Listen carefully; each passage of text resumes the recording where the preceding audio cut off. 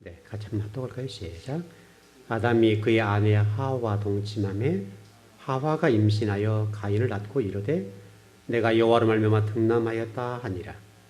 그가 또 가인의 아우 아벨을 낳았는데 아벨은 양치는 자였고 가인은 농사하는 자였더라.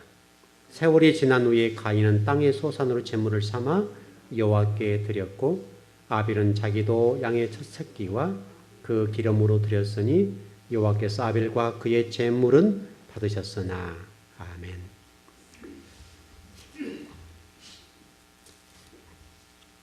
지난 금요일날 공부를 했는데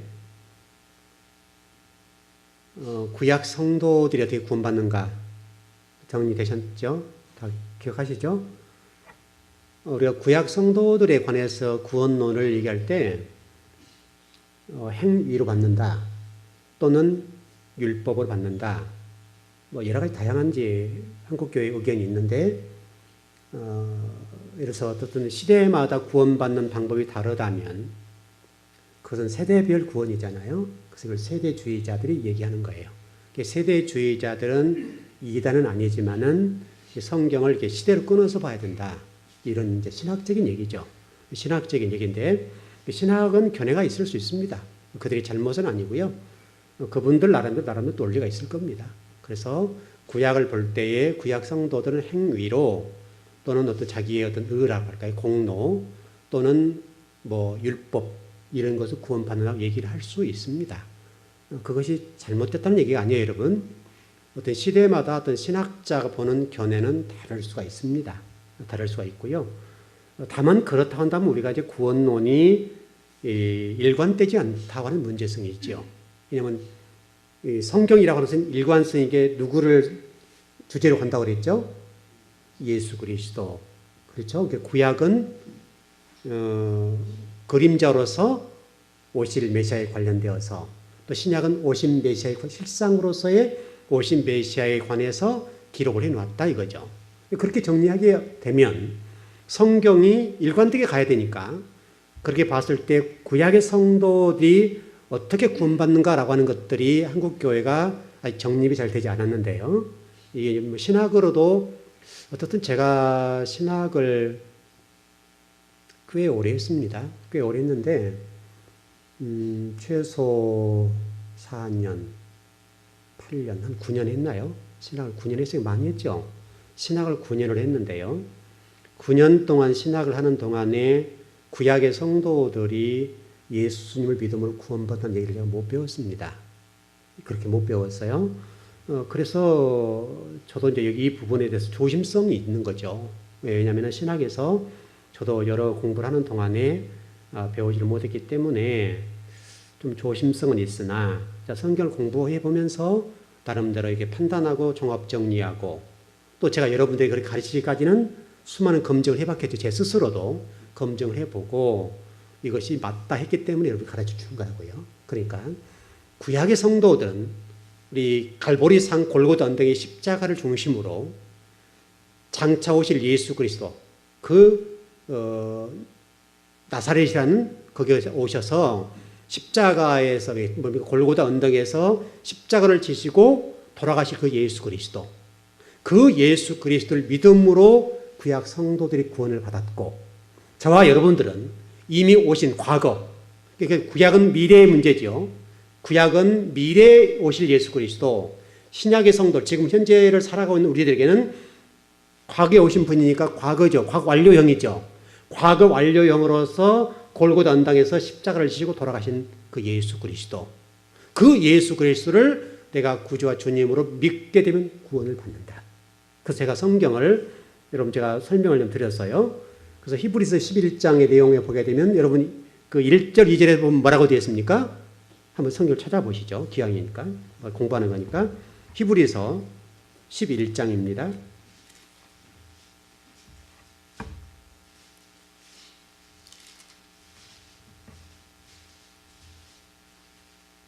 예, 신약성 364쪽에 있습니다. 364쪽에 있습니다. 예, 같이 한번 시작. 믿음은 바라는 것들의 실상이요 보이지 않는 것의 증거니. 이해되시죠? 구약을 설명하는 거죠. 이게 좀 구약 얘기잖아요.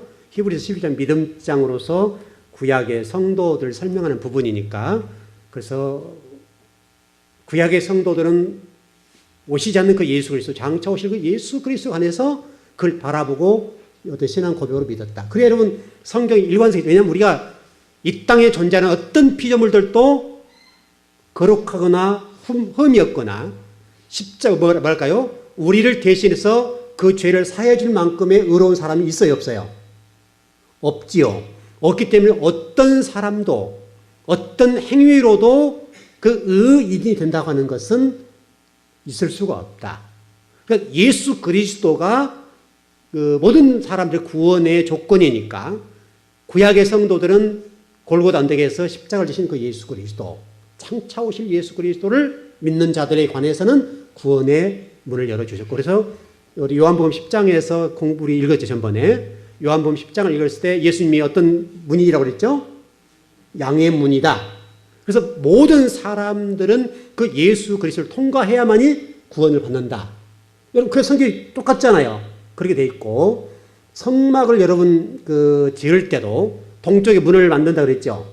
그 동쪽, 그러니까 에덴 동산에 원래는 기쁨의 동산이었는데 그 에덴 동산 쫓겨났죠. 그 축복의 땅, 하나님이 복에 그는 데는 에덴 동산을 만들어 주셨는데 선악과를 따먹으로 인해서 에덴 동산이 쫓겨남으로 인해서 에덴 동산이 뭐가 된 거예요? 저주의 땅이 된 거죠. 그래서 가시와 엉겅퀴를 내게 되므로 남자는 땀을 흘리게 되고 여자는 해산하는 고통을 가지게 되었다. 그렇게 성경의 일관성이 흘러가는 것이죠. 그래서 여러분 구약 성도는 이제 그렇게 되고 여러분도 마찬가지로 예수 그리스도를 통해서 구원받는다. 그러면 전체가 딱 일관성이 딱 끝나는 거죠. 그렇게 정리가 되면은 성경적으로 틀리지 않고 아마도 좀 이렇게 좀 이렇게 부족한 부분이 없는 것 같아요. 완벽하게 구원론이 정리가 되는 것 아닌가 싶습니다. 그러면 여러분 이제 분명해졌죠. 신약의 성도들이 어떤 것으로도 구원받지 못하고 여러분 공로나 여러분 의로움이나 어떤 행위로 구원받지 못하고 누구로 구원받는다고요? 예수 그리스도. 독생자 예수 그리스도를 이 땅에 보내주셔서 저와 여러분들을 죄값을 속전해 주셨다. 우리 구약에 속전이라는 말이 나오죠. 속전이라는 말이 무슨 얘기냐면 내 죄값을 대신 지불했다 이 말이죠. 그래서 세상 죄를 지고하는 어린 양을 보라. 그 어린 양 대신 예수 그리스도. 그 예수님께서 우리 성경의 비유로 설명하기를 1만 달란트 탕감 문제를 나와서 1만 달란트를 탕감해 줬다. 그것을 꼭 1만 달란트라는 표현한 것은 비유 문제니까요. 그만큼 그 시대, 여러분 그 당시 성경을 기록할 때 1만 달란트라는 표현은요, 이것은 인간으로 상상할 수 없는 거예요. 지금도 여러분 한 10억 정도면 꽤 큰 돈이잖아요.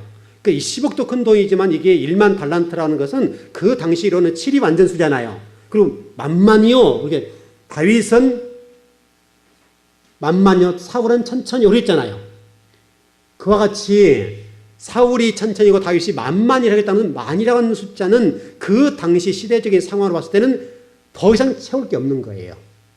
근데 여기서 성경에서는 1만 달란트 이렇게 된 것은 엄청난 일이에요. 엄청난 일이다. 그래서 만만이란 말은 우리 인간의 어떤 상식으로는 이해할 수 없는 그런 복을 받았다 그 말이거든요. 그러니까 우리가 지금 이 지구상에 어떤 우리가 돈을 헤아릴 수 있는 알 수 있는 그 돈의 이상을 뛰어넘은 거예요.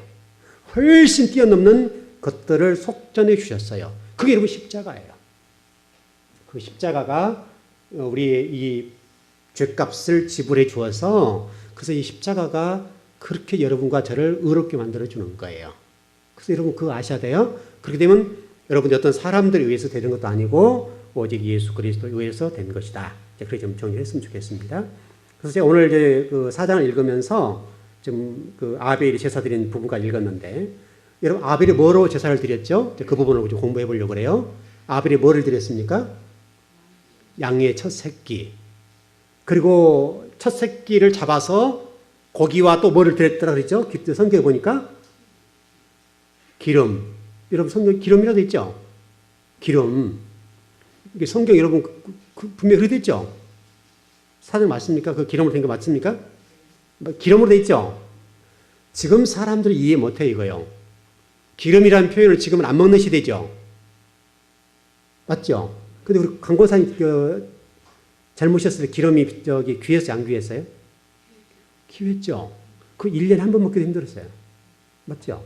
그때는 그 기름 자체가요.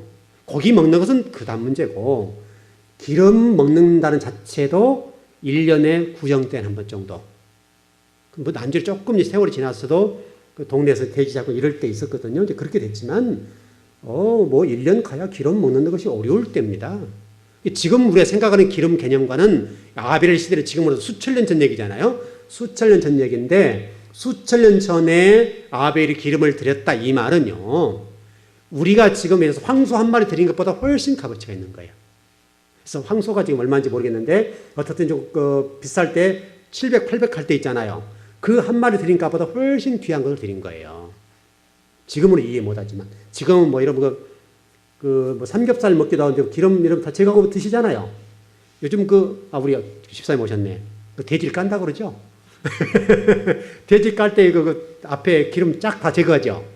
다 제거합니다. 왜냐면 여기 사람들 기름 안 먹어요. 왜냐면 우리가 지금 뱃속에 기름기가 있거든요. 지금 배가 기름기가 껴있기 때문에 기름 안 먹어도 괜찮단 말이죠. 근데 우리 강권사님 때나 우리 좀 우리 연세 드신 분들은 어렸을 때 여러분 정말요 못 먹었습니다. 못 먹고 기름 먹는 것 자체도 어렵고요. 제가 청년 때 군대 가기 전인데요. 제가 조금 뭐 좀 한 일이 있었는데 좀 새를 다루는 제가 뭘 했는가 하면 좀 또 별얘기가 다 나오는데 제가 포항제철에서 설계하는 조수를 좀 했었어요. 설계 조수. 조수하니까 그 모든 것을 도면으로 해서 다 보고 집을 지을 때 큰 건물을 짓는 데 있어서 큰 강판 철 있죠. 그런 것들 이렇게 자르고 이런 것들 설계도를 보고 그런 일을 해주는 그 시간에 잠깐 있어서 군대 가기 전에 잠깐 오래 한 건 아니고요. 잠깐 했는데 새를 다루는 일을 했기 때문에 이제 그러면 옆에 이제 그 기능사들이 그걸 자르고 이게 산소로 불어서 자르고 그렇게 하거든요. 그런 거 하는 건데 아무래도 그게 뭐 색가루가 다르겠죠. 근데 제가 형님네 집에서 좀 잠깐 있었는데 그 집에서 주로 뭐 먹은지 아세요? 뭐 먹었겠어요? 돼지 비계. 저녁에 그것만 매일 삶아줘요, 그 매일. 근데 그게 그렇게 고소하고 맛있어요. 굉장히 맛있을 텐데. 오지 있으면 그거 먹겠어요. 잘 살았으면 돼지고기 좀 이렇게 좋은 거 먹었을 텐데, 그때는 못 살 때니까, 그 돼지 비계, 껍질까지 합쳐서, 김치 넣고, 이렇게 국 끓여 먹었거든요. 꼭 저녁 되면 항상 그 형수가 그래줬어요. 꼭 그게서 먹었는데, 그때는 그거 먹으면 색깔이 빠진다고. 그런 얘기 있었거든요. 그래 먹었는데, 그때는 그것도 귀했어요. 또 저 어렸을 때는, 제가 뭐 굉장히 많이 먹은 것 같네. 우리 권사님 때. 그렇게 좀 편하겠네.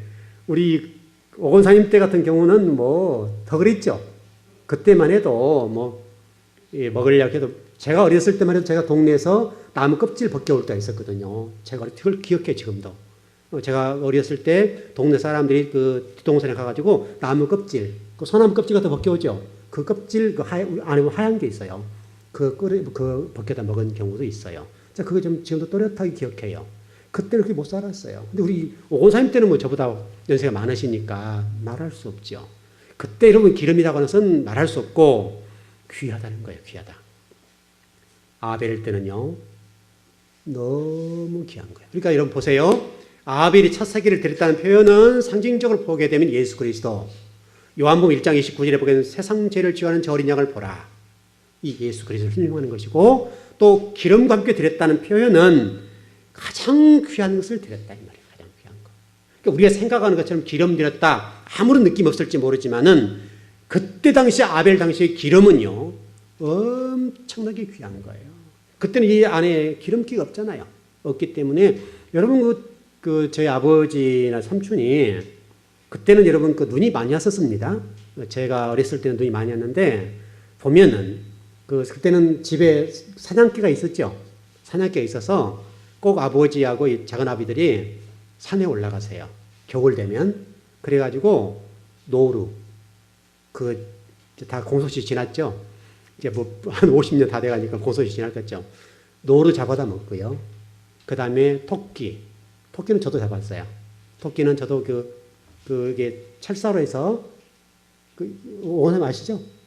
그리고 산에 이게 토끼는요, 참 이게 미련한 짐승이어서 꼭 다니는 길만 다녀요, 이게 다른 데를 벗어나지 않아요. 그러니까 산에 올라가 보면 발자국이 난 자리 아니면 평소 다니는 자리 보면 이 자리가 토끼 다니는 자리에 표가 딱 나요. 번질번질해요.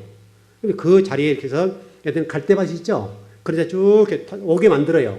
쭉 이렇게 오게 만들고 중간에 구멍 딱 내놓고 여기다가 철사로 딱 만들어 놓는 거예요. 옆에다 나무 하나 박아놓고 우리 김병만 해외 나가서 한 거 있죠. 그거 정글의 법칙 그와 똑같은 거예요. 그거 딱 해서 이렇게 철사로 딱 해서 이렇게 큰 나무로 딱 박아놓으면 토끼가 여지없이 가서 걸려요. 그러면 뭐 바짝바짝 뛰거든요. 그럼 그거 잡아다 먹고, 그때는 그거 굉장히 귀하고 맛있었습니다. 그러면 이제 오래된 묵은지에다가 딱 국을 끓여서 먹으면요. 정말 맛있고요.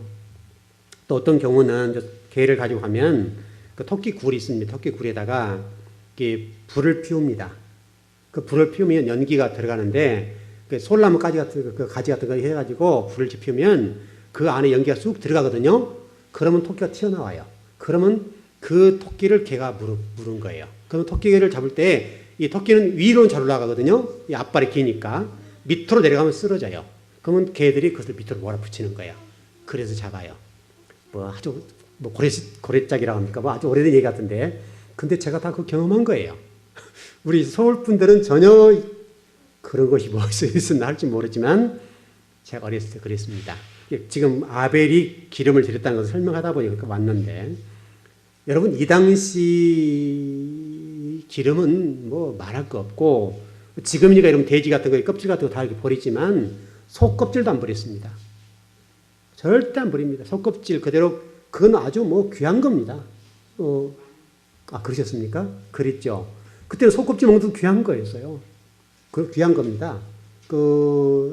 저희 집이요. 제가 아마 초등학생 때일 겁니다. 초등학생 때, 그때는 소도 많이 죽었어요. 소들이 예를 들어서 버리 같은 거 많이 먹어가지고, 이게 널어놓으면 어떻게 좀 이렇게 몸에 묶어놓은 것이 풀어지게 된 경우에 튀어나와가지고요. 보리 같은 거 엄청 그냥 먹어버리거든요. 그럼 이게 들어갈 때는 모르는, 들어가면 이게 불어버리니까 위가 터져서 죽어요. 터져 죽는데, 그때는 여러분 소가 죽으면 이게 도살하지 못하고 그냥 땅에 묻게 되어 있거든요. 땅에 묻으면 이제 그때는 그런 것이 나와요. 나오면 묻는 것 가서 보여줘요. 그러면 저녁에 또 가서 파와요. 그랬습니다, 그때. 그러면 저녁에 와서 이제 고기를, 소를 잡는 분들 오셔가지고, 저녁에 와서 껍질을 딱딱 벗겨가지고, 아주 분해준 다음에 딱딱 부위별로 딱 잘라줘요. 그럼 그거 가지고 동네 잔치하는 거예요. 그때가 있었습니다. 저도 우리 집에서 죽은 거 봤어요.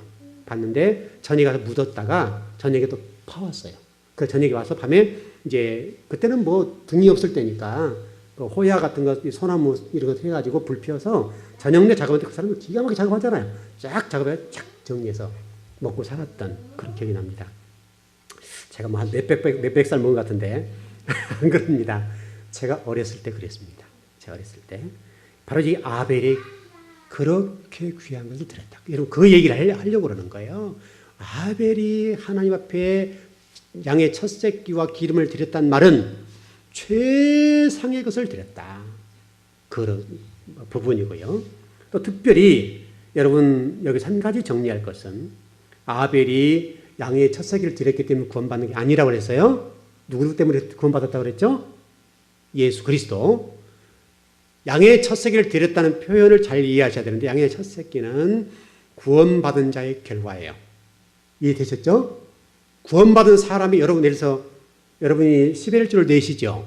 11조를 내시는데, 여러분 따지고 보면 11조 아깝을 수 있잖아요, 우리가.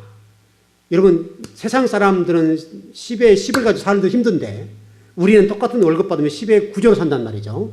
또 거기다 또 감상금도 하지, 또 때로는 성경금도 하지 하면 실질적으로 우리는 그 사람들보다 10에 8조밖에 안 되는 거예요. 우리가 먹고 사는 것은. 그런데 사는데 별 지장 없죠. 왜냐하면 그 사람들도 하나님 11조 하게 만들거든요. 이 세상 사람들 가운데 11조를 안 한 사람은 없어요. 왜냐하면 그 사람들은 이 터진 웅덩이 같아서 다른 데 세워나가도록 하나님이 하세요. 그 반드시 11절 하게 돼 있어요. 성도들도 이제 그런 건데, 성도들이 몰라서 그러는데, 그 돈이 내가 이렇게 하면 이게 모아질 거 생각하는데, 반드시 하나님이 어떤 사건을 붙여서 꼭 11절 떼가세요. 그럼 세금으로 떼가보든지, 어떤 다른 걸 떼가든지 꼭 떼가시는데, 세상 사람은 모르는 거예요. 우리는 이제 11절 하니까 문제가 안 되는데, 그럼 실질적으로 우리가 지금 세상 사람들은 훨씬 못 살아야 되잖아요. 근데 시간 가면 여러분이 잘 살게 됐단 말이죠. 그런 거예요. 그러니까 우리가 구원의 근거, 구원의 결과로 헌신도 하고 어떤 11조도 하고 또 뭐 선교도 하고 이렇게 하는 거란 말이죠. 여러분 그것이 구원의 조건은 아니라 이거예요. 그것은 구원의 결과로 하나님의 은혜에 감사해서 때로는 물질도 드리고 그래서 영광을 돌리는 그런 삶을 살게 된다. 그런 얘기입니다. 여러분 좀 더 깊이 들어가 보십시다. 우리 마태복음 23장을 한번 보십시다. 마태복음 23장, 여러분 별로 잘 알지 못했던 말씀인데 마태복음 23장 34절 35절입니다.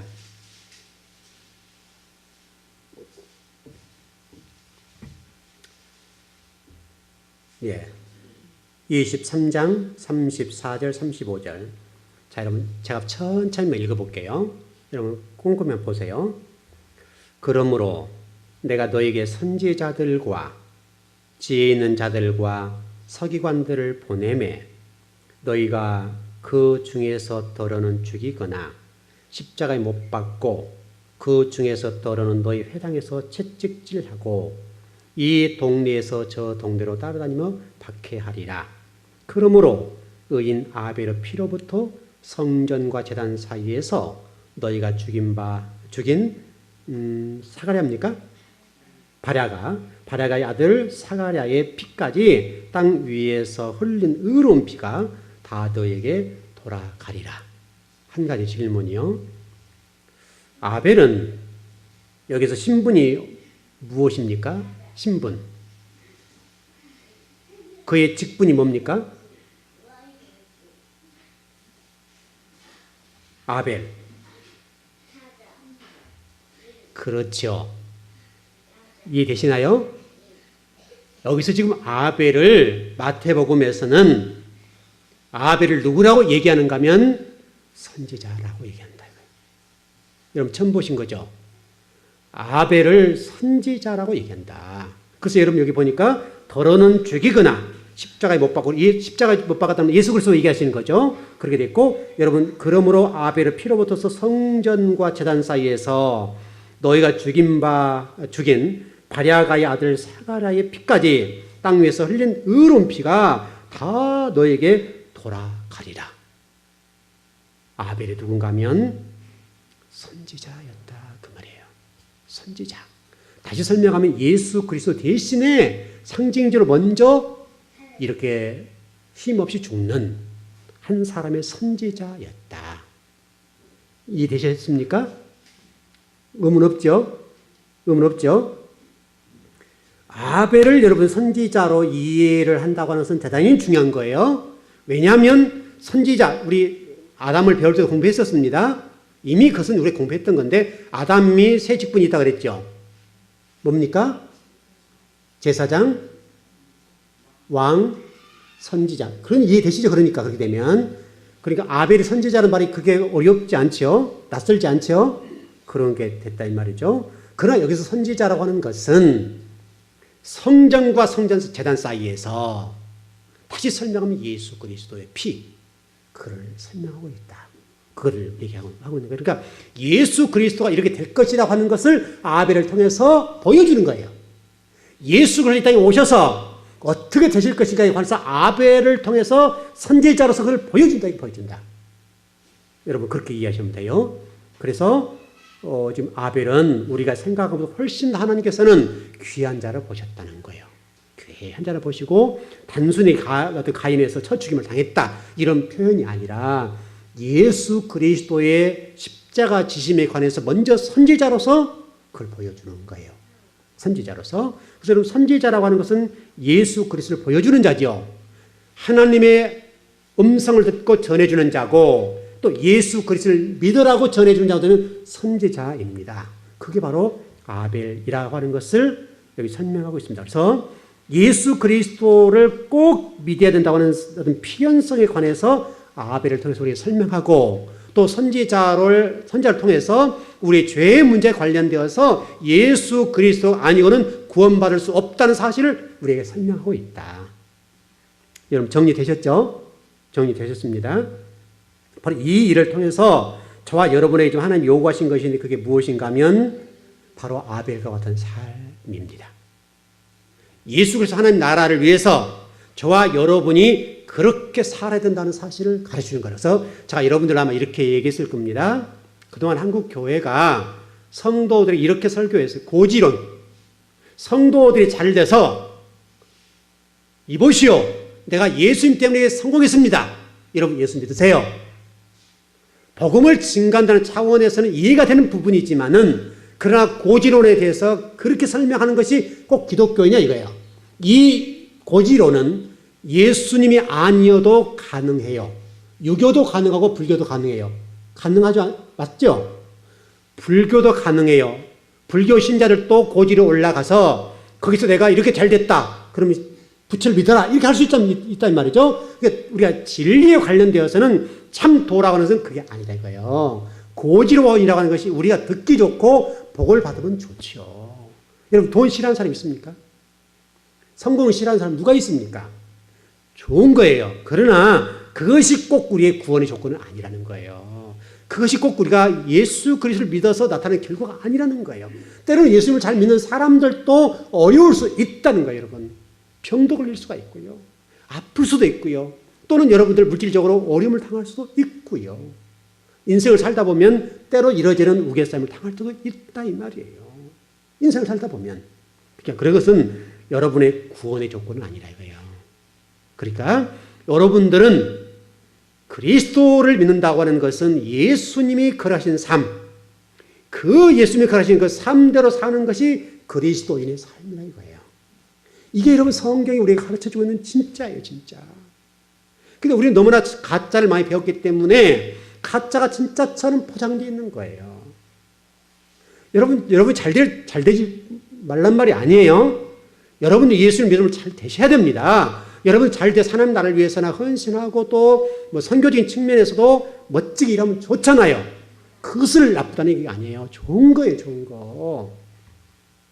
그러나 예수를 믿었기 때문에 꼭 그렇게 된다는 것은 아니라 이거예요. 이해되셨죠? 여러분이 부지런하게 살고 하나님 앞에 충성해서 복을 받아서 그 복 받은 거 가지고 가난한 사람도 돕고 그렇게 하라는 말이죠.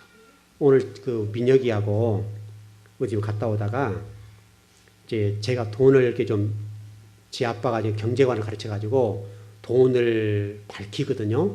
돈을 밝히는데 돈을 굉장히 이렇게 좀 누가 주면 통장에 집어넣어요. 그 다른 사람 이제 이모 돈 줘 그랬어요. 이게 있어요. 뭐 사 먹으면. 그래서 제가 오면서 그랬어요. 민혁아, 돈도 모을 줄도 알아야 되지만 쓸 줄도 알아야 돼. 그랬더만 목사님 그럼 가다가요. 뭐라 하더라 이게 뭐죠? 그 호떡? 요거 사달라는 거지 이모한테. 사달라고 그러니까 문 닫았다 이제 이런 거죠. 오다가 이게 보니까 이제 문 닫고 그랬는데 이제 그러니까 지 돈 아니고 이모 돈으로 사야 된다 이거예요. 그래서 제가 그런 얘기 한 거예요. 또 그런 것에는 돈을 아끼고 그런 것에 돈을 아끼고 그 대신 가난한 사람, 먹지 못한 사람들 친구들에게 도와주는 데는 물질을 써야 된단다. 지 아빠가 절대 돈을 쓰면 안 된다고 가르치니까 저는 반대로 가르치는 거죠.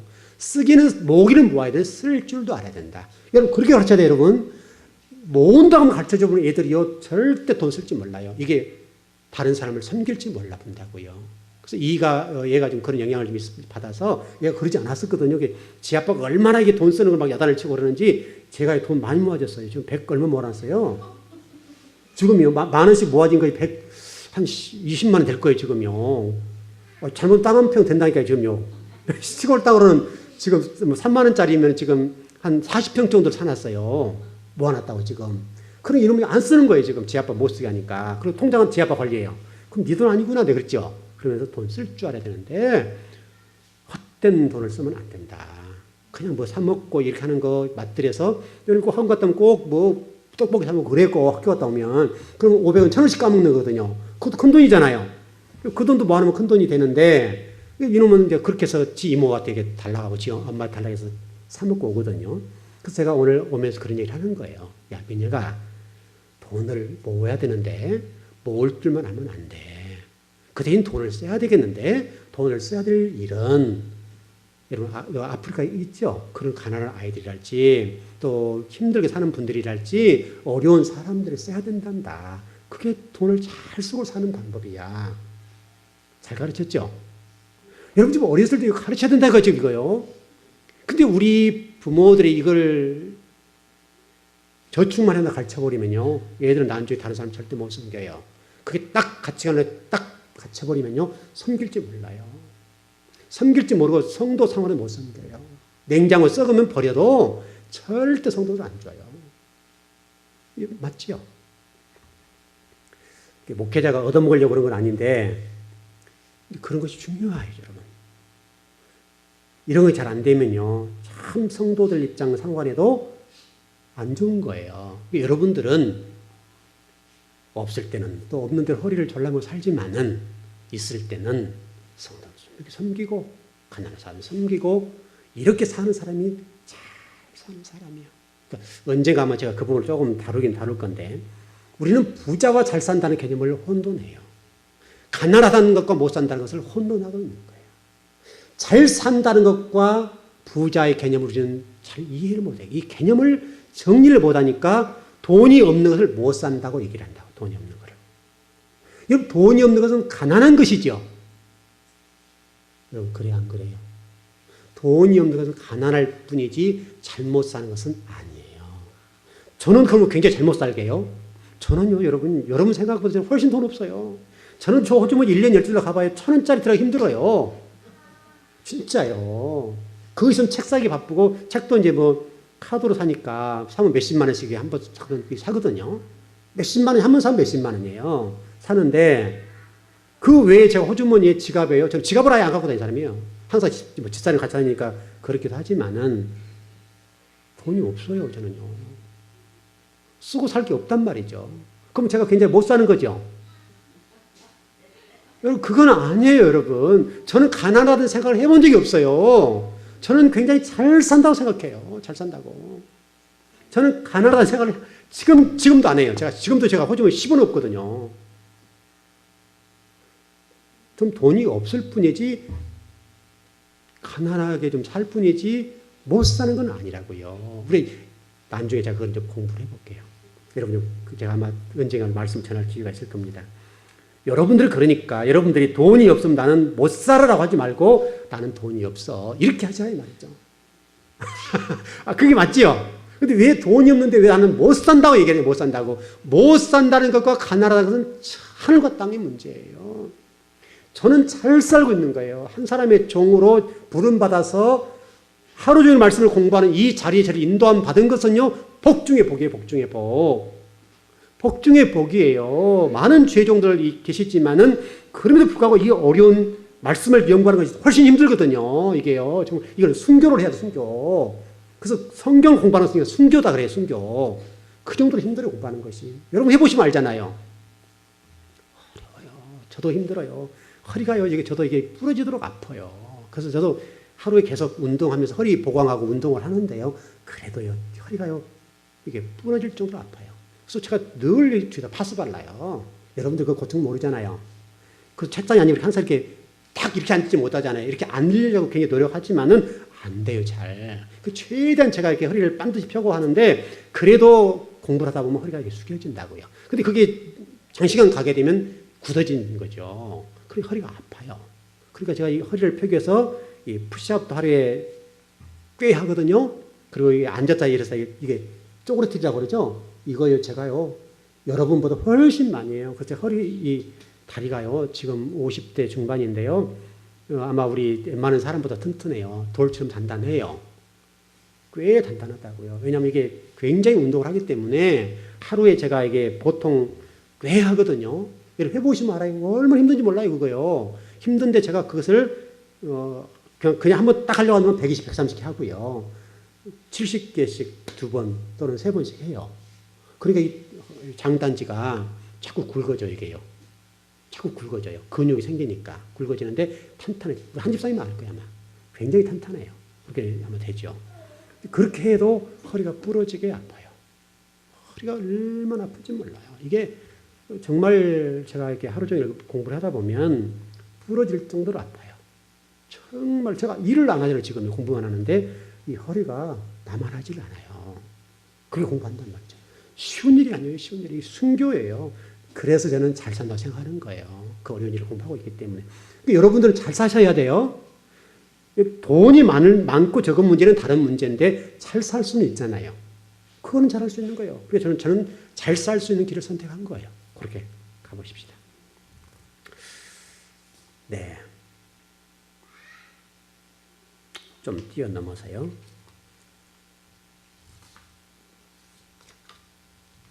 오늘 어쨌든 이걸 마쳐야 되는데 시간이 거의 다 돼가니까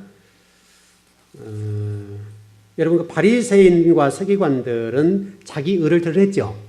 아벨은 좀 다른 모습이죠. 자기 의를 드러내는 주님께서 뭐라고 말씀하셨어요? 화 있을진저 그랬죠. 화 있을진저 계속 심판을 선포하잖아요. 그래서 7화 이런 것도 나오죠. 6화 이런 것도 나와서 여러분 그 바리새인들 보십시오. 일주일에 금식을 2번 하고요. 그 다음에 10의 1조로요 칼같이 되는 사람들이에요. 그리고 토색하지 않고 사기치지 않고 요즘식으로 얘기하면 완전히 FM이에요. FM. 근데 그들을 가리켜서 주님 뭐라고 말씀하셨어요? 화 있을진저. 무슨 얘기입니까? 자기의 자기 의로 구원받는다 생각을 했기 때문에 주님께서 심판을 선포하고 그랬다고요. 근데 주님 우리에게 뭐라 말씀하셨어요? 너희들이 바리새인과 서기관보다 훨씬 나아야 돼. 그랬죠, 여러분. 그것을 잊으면 안 돼요. 그렇게 좀 정리를 해보십시다. 그렇게 좀 가보고요. 쭉 좀 넘어보십시다. 그 부분을 설명하자면 가인의 백성들 또 성도들 가운데도 내 의를 드러내는 것을 통해서 하나님께 영광을 돌리려고 하고 또 구원을 받는 또 하나님의 복을 받으려고 하는 사람들도 있어요. 제가 우리 교회 개척할 때 얘기를 좀 해보면서 말씀을 좀 마무리해 보려고 그러는데요. 교회 개척할 때는 여기가 교회 성도들도 그때 많지 않았고 교회 재정이 어려웠을 때입니다. 그때는 뭐 제가 사례비를 받을 수 있는 상황이 아니었어요. 그래서 사례비를 그냥 뭐 거의 포기를 하고 이제 목회를 했는데 그래도 굶자고 지금까지 왔고 그랬는데 그때는 뭐 쉽게 설명하면 10,000원짜리 1,000원짜리 문고리를 살 수 있는 돈이 없었어요. 그 재정적으로. 정말 힘들 때예요. 그때는. 정말 힘들 때인데 어느 분이 그때 제 기억으로는 한 300인가를 갖고 오셨던 것 같아요. 봉투 딱 해서 갖고 오셨어요. 귀하죠. 너무 귀하죠. 부부가 갖고 오셨는데 그때 돈으로 정말 그 헌금을 가져온 것 때문에 눈물이 날 정도죠. 눈물이 날 정도로. 힘들 때니까. 근데 어떤 경우들은 상황을 기도해주고 어떤 경우들은 기도를 안 해줄 때가 있어요. 그럴 때가 있어요. 여러분 무슨 얘기 아시겠죠? 근데 이 두 분이 오셔가지고 자꾸 이렇게 안 가시는 거예요. 그래서 왜 그런가 봤더만 기도를 받기를 원하는 거예요. 물질 외에 하나님 축복해 주시라고 이 기도를 하고 싶으신 거예요. 그래서 제가 일부러 기도를 끝까지 안 했어요. 끝까지 기도를 안 하고 그게 어떤 신학이라고 해서 보여드렸는데 그분은 지금도 오해한지 몰라요. 오해한지는 모르지만은 그리고 제가 강단에 와서 기도를 했어요. 하나님 사랑하는 종들이 이 물질을 이렇게 귀한 것을 이렇게 어려울 때 섬게 되었으니 도와주십시오. 그게 했어요. 근데 그분들 앞에서 제가 기도를 하지 않았던 이유는 무엇인가 하면 그 물질이 누구 거냐예요. 물론 그분들이 감동하고 헌신해서 아름다운 것이지만은 그분들이 생각했던 신앙관과 제가 생각했던 신앙관이 좀 달랐어요. 그래서 제가 그 자리에서 축복 기도를 시켜서 좀 안 해줬어요. 그렇다면 그분들이 서운해 하시더라고요. 그래서 그럴 수 있겠다 싶었죠. 싶긴 하지만은 여러분들 좀 정리를 해보십시오. 여러분들이 생명을 드리거나 물질을 드리거나 또 하나님의 헌신하는 부분이 있다 합시다. 또 우리 교회 지금 교회 개척하고 건축에 오는 동안에 우리 성도들 때로는 큰 물질을 하신 분들도 계세요. 큰 물질 하시는 분이 계시는데 제가 교회 강단에서 그분들이 얼마 했습니다라고 하는 거 호명해 본 적이 없어요. 거의 없어요. 일부러 안 해요. 의식적으로 안 해요. 왜냐하면 일단 그것이 또 다른 성도들에게는 부담이 될 수가 있고, 또 신앙이라고 하는 것은 물질을 드릴 때는 그런 걸 바라고 드린 건 아니잖아요. 하나님을 드린 것 자체가 영광인 거예요. 그래서 제가 그분한테 그걸 보여주기 위해서 축복 기도를 안 해드렸어요. 그래서 그분이 서운해하세요. 그래서 쭈빗 하시고 목사님 기도 좀 해주지 이런 뉘앙스로 나가시는 거예요. 워낙 기도 안 해주고 있으니까 나가셨는데 나중에 좀 보니까 그걸 서운해하셨어요. 그럴 수 있죠? 그럴 수 있습니다. 그럴 수가 있는데 어떤 경우는 제가 그 자리에서 축복 기도를 해드립니다. 제가 축복 기도 했다고 해서 하나님 복을 주고 안 주고 이 문제는 아닐 거예요. 하나님 주실 겁니다. 제가 축복 기도 해줘서 복을 주실 것 같으면 아주 뭐 금식하고 해야죠. 그건 아니죠. 그런 것을 보여주고 싶었던 거예요. 그러니까 우리가 정말 감동해서 물질이 된다 할지라도 혹시라도 여러분 그런 부분을 어느 분이 이렇게 헌금을 했습니다. 여러분 그 신앙을 본받으십시오. 이렇게 안 해도 여러분들 오해가 없길 바라요. 그것은 정말 종으로서 여러분을 축복하는 마음이고 하나님 앞에 제가 개인적으로 기도를 해요. 하나님 종이 이렇게 헌신했으니 이렇게 복을 주셔야 됩니다. 그건 저 하나님과 관계예요. 그러나 여러분들은 몸을 드리거나 생명을 드리거나 물질을 드릴 때 그 부분이 관련되어서 하나님 드렸으면 그걸 끝나지 말고 드렸으면.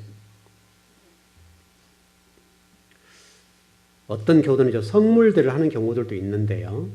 성물들을 할 때는 참 목회자가 이제 처신하기 어렵거든요. 여기 실질적으로 지금 강대상을 성도들이 이제 헌금을 해서 그 강대상을 했죠. 다 어렵겠습니다. 정말 그때 교회가 건축하고 뭐 결축할 때, 뭐 건축할 때 이럴 때 성도들이 한 푼 한 푼 헌금하는 것은 정말 귀하거든요. 그러니까 이 목회자가 이 어떤 성물들을 바꾸거나 체인지할 때는 굉장히 고심을 해요. 이거를 이렇게 하면 성도들도 혹시나 시험 들지 않을까. 왜냐하면 성도들은 그걸 보거든요. 그럴 수 있잖아요. 이런 물질이 있는 것에 마음이 있다는 말이 맞거든요. 왜냐하면 귀하게 한 거니까. 어렵게 한 거니까. 그래서 어렵게 어떤 이 강대선이 바꾸기는 바꿨는데 헌금하신 분은 미안하죠. 미안하죠. 미안하지만은 우리 교회 분위기 맞지 않아서 이걸 바꿨는데 바꾼 것이 만들었죠. 이거 만드는 건데 그런 경우는 미안해요. 미안하지만은 그래서 좀 상당히 조심성이 이렇게 하는 거죠. 그런 것들은. 근데 어떻든 여러분들은 한번 했으면 그걸로 드림이 되자 이거죠. 그거는 우리가 가지고 계셔야 돼요. 그래야 여러분들에게 복이 되고 은혜가 될 수가 있어요. 자기 의를 드리는 이 부분에 관련되어서는 이 어떤 바리새인과 서기관들의 그런 부분들 속에서 우리가 배울 것이 있다. 이렇게 좀 정리를 할 수가 있고요. 하나만 하고 마칩시다. 그렇다면 아벨이라고 하는 입장에서 정리를 할 때에 예수님 부활하신 분이잖아요. 그러셨죠. 그럼 아벨은 부활을 했습니까? 안 했습니까? 아벨이 예수님의 상징이라고 해서 부활 부분이 좀 보여야 될 거 아닙니까? 근데 우리 성경에 그게 안 나와 있죠. 상당히 이거 좀 조심스러운 부분인데요. 성경을 한번 찾아보시죠. 4장 25절을 보시죠.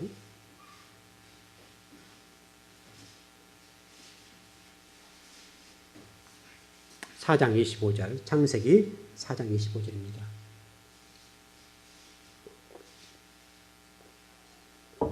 예, 같이 한번 시작.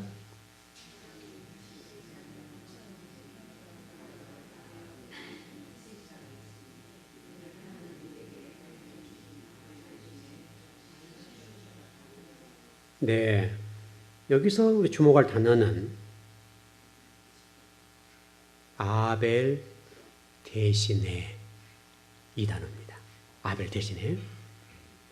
아벨 대신에라고 하는 이 단어가 히브리어 단어로는 대신에라는 뜻도 있고 두다 임명하다라는 뜻이 있어요. 두다 임명하다. 임명했다 이거예요. 다시 한번 대신이라고 하는 표현, 히브리어 단어로 어떤 말씀의 어떤 깊이적인 뜻이라고 할까요? 대신이라고 표현한 부분은 아벨 또 대신에. 다시 설명하면 아벨이 부활하면 안 되죠. 이해되셨죠? 예수 그리스도는 부활을 하셔야 돼요.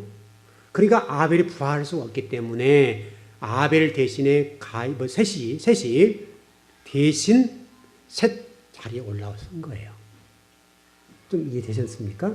그러니까 아벨 대신 뭡니까? 부활을 하면 안 된다는 이해되셨죠? 부활은 예수 그리스도밖에 부활을 못해요. 그런 입장에 있으니까 아벨 부활이 되면 안 되니까 아벨은 대신에 아벨의 이름 대신에 셋이 올라온 거예요. 아벨 자리에 셋이 올라와서 신약적으로 얘기하면 부활 같은 역할인데 부활을 할 수가 없는 것이죠. 그래서 여기서 아벨을 대신했다. 그렇게 한다. 아벨 대신에. 그런 표현을 쓰고 있어서 이 창세기 4장에서 부활이라는 모습으로 잠깐 보여주는 거예요. 그 정도로 이해하시면 될 것 같아요. 부활이라고 하는 것이 될 수가 없기 때문에 그런 모양으로 아마 하나님께 성경을 기록해 놓은 것이 아닐까 이런 생각입니다. 그래서 여러분 이 부분을 그렇게 이해하면 아마도 우리 예수님의 부활의 문제를 이렇게 좀 이렇게 드러나게 하는 모습이 아닐까 하는 생각이 듭니다. 예, 그 정도 하면 오늘 공부는 이제 큰 틀은 한 것 같습니다. 그래 쭉 하면 그래서 아벨에게 있어서 십자가의 죽음과 부활이라고 하는 것을 볼 수 있어야 된다. 여기까지 이해되셨죠? 그래서 아벨에서 십자가의 죽음과 부활까지 이 모습을 창세기 4장에서 보여주고 있다. 이렇게 한번 정리를 하면은 아마도 이 아벨 문제는 어느 정도 정리가 된 것 같습니다. 여러분 어떻든 이번 창세기 공부하는 이 내용들을 잘 숙지하시고 또 좀 이제 좀 반복도 해드리겠습니다만은 이를 공부할 때 잘 공부를 해놓으셔야 됩니다. 잘 해놓으면 이게 신약이 보여요. 신약이 보이고 신약이 열려요. 그러면 여러분 성경을 잘 알 수가 있습니다. 그래서 이런 공부를 하면서 신약의 어떤 어려운 부분들을 풀어나가면 됩니다. 그렇게 하면 될 것 같습니다. 혹시 뭐 질문 있으신가요? 질문들. 이해를 못 하셨거나 또는 또 뭐 본문과 관계없어도 관계없습니다. 본문과 관계없더라도 잘 이해를 못한 부분이 있으면 질문해 주시면 제가 아는 범위 내에서 답변해 드릴게요.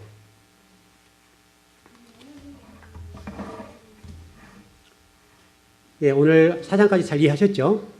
조금 아마 다음 시간이 다른 거 나갈 겁니다. 공부가 다른 거 나갈 건데 이 부분은 이렇게 정리가 되면 되지 않겠나. 저도 다음에 뭐 설교할 수 있는 기회가 있으면 이런 본문에 관련돼서 설교해야 될 내용이 있으면 또 좀 제가 더 다시 설명해 드리고 그때 한번 그렇게 하겠습니다. 기도하십시다.